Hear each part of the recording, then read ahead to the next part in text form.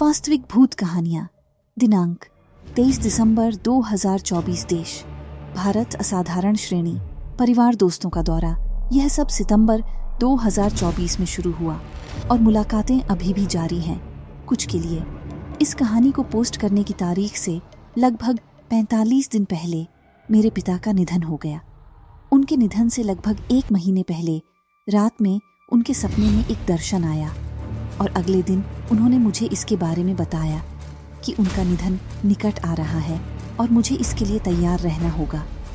पूरे परिवार में हम काफ़ी सीधे सादे व्यक्ति के रूप में जाने जाते हैं और किसी भी बार किसी भी स्थिति में समय बर्बाद नहीं करते हैं। तो उन्होंने सिर्फ यह बताया कि उनके ताया जी, उनके पिताजी के बड़े भाई, कल रात उनके सपने में आए थे और उन्होंने कहा था कि वह उन्हें लेने के लिए यहाँ आए हैं और उन्हें अगली यात्रा पर प्रस्थान करने के लिए तैयार होना चाहिए। ये मेरा पहला मौका था जब कोई मेरे साथ इस तरह का स्वप्न अनुभव साझा कर रहा था और इसलिए जो आने वाला था उसके लिए अपना दिमाग तैयार करने में मुझे लगभग 2 दिन लग गए।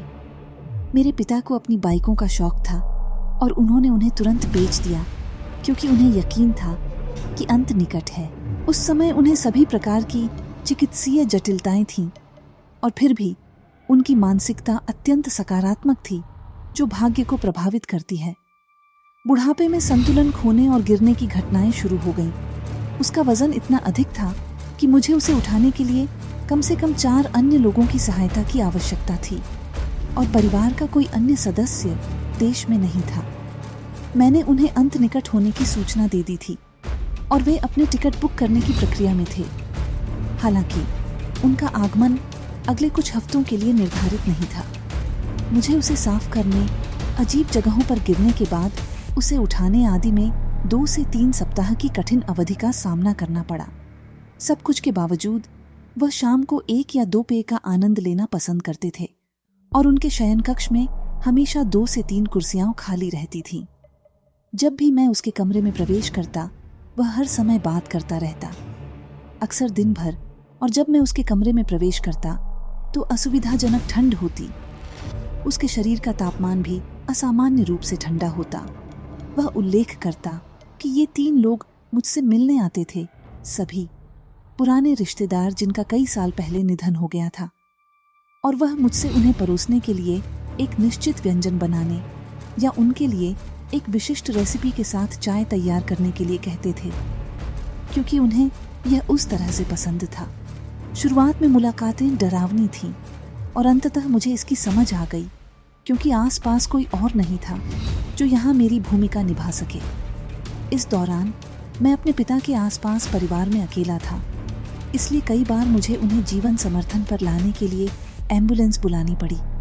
उनकी देखभाल के लिए एक परिचारक को बुलाना पड़ा जो कभी कभी बच जाता था। जैसे किसी बुजुर्ग की देखभाल करना एक गंभीर देखभाल का काम है।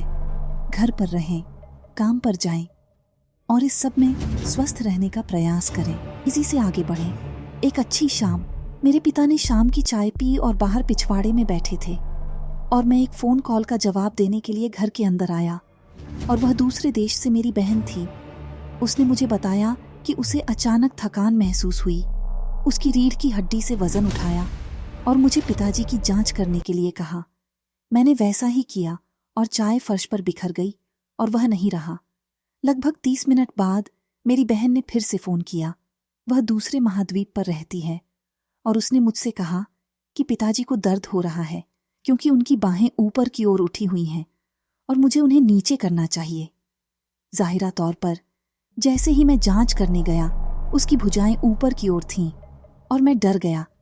मैं किसी भी बल के साथ उन्हें नीचे करने में असमर्थ था। वे उसी स्थिति में अटके हुए थे। उस रात बाद में मेरी बहन ने फिर फ़ोन किया कि पिताजी अब बेहद असहज हैं। उनके शरीर के बारे में पूछने के लिए उसने उसे बताया कि वह मुर्दा घर के फ्रीज़र में हैं और अगले दिन उनका अंतिम संस्कार किया जाएगा। हम एक ही दिन में दाह संस्कार और आवश्यक धार्मिक प्रक्रियाओं को पूरा करने के लिए आगे बढ़े।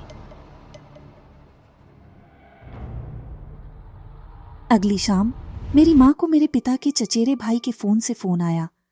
उनके चचेरे भाई की पत्नी ने यह बताने के लिए फोन किया था कि भाई अभी अस्पताल में भर्ती हुए हैं, वे अमेरिका में रहते हैं और भाई वही शब्द दोहरा रहे हैं कि एलन, मेरी बात बदल दी, पिता का नाम मुझे लेने के लिए यहाँ है और अब मेरे जाने का समय हो गया है। इसलिए भाई की पत्नी ने मेरे पिता से बात करने के लिए फोन किया था ताकि यह पुष्टि की जा सके कि वह वास्तव में जीवित है। संभवतः मेरे पिता की आत्मा उनके चचेरे भाई, चलो उन्हें जेक कहते हैं, से मिली ताकि उन्हें अगली यात्रा पर ले जा सके। जेक के परिवार ने टर्मिनल स्पष्टता के अपने पक्ष का उल्लेख किया और बताया कि कैसे वह एलन के बारे में बात कर रहा था, क्योंकि वह वहीं था, एक कुर्सी पर अस्पताल के वार्ड में जहां जेक था। सप्ताहांत तक जेक का भी निधन हो गया। अब उनकी दूसरी सहोदर, चचेरी बहन, चलो उसे अन्ना कहते हैं, वह यूके में रहती है। वह जेक के अंतिम संस्कार में गई थी हाल ही में और मेरी माँ को फोन किया। पहले से ही एलन और जेक के निधन से भयभीत थी और उसे बताया कि एलन और जेक दोनों, जब वह जेक के अंतिम संस्कार के लिए उसके घर जाने के लिए उड़ान भर रही थी तो उसने सपने में उससे मुलाकात की। हमने पिछले सप्ताह एना से बात की थी और हाल ही में उसके परिवार ने हमें उसके बिगड़ते स्वास्थ्य के बारे में बताया। वह फिलहाल जीवित है और उन्होंने उल्लेख किया कि वह अपनी बातचीत में अक्सर एलन और जेक का जिक्र करती है। हम आपको टिप्पणियों में बताते रहेंगे।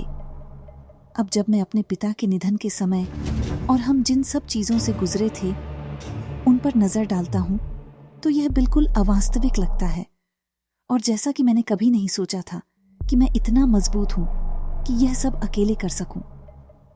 एलन के निधन के बाद एक धार्मिक प्रक्रिया के दौरान यह घोषणा की गई थी कि हमें दिवंगत व्यक्ति को केवल उच्च आत्माओं में और उत्सवों के दौरान याद करना चाहिए, दुख में नहीं, क्योंकि तब आत्मा इस दुनिया में फंस सकती है और जीवन भर सभी को परेशान कर सकती है। मुझे नहीं पता कि वे ये कैसे जानते हैं। ये काफ़ी खुले तौर पर संप्रेषित किया गया है, लाउडस्पीकर पर घोषणा की गई है। इसके साथ संरेखित करने के लिए हमने उनके निधन की खबर अभी तक किसी के साथ साझा नहीं की है और हम ऐसा करने की योजना भी नहीं बना रहे हैं ताकि यह सुनिश्चित हो सके कि उनका निधन हो गया है। गुजरना इतना शांतिपूर्ण है जितना कोई कभी कल्पना भी नहीं कर सकता।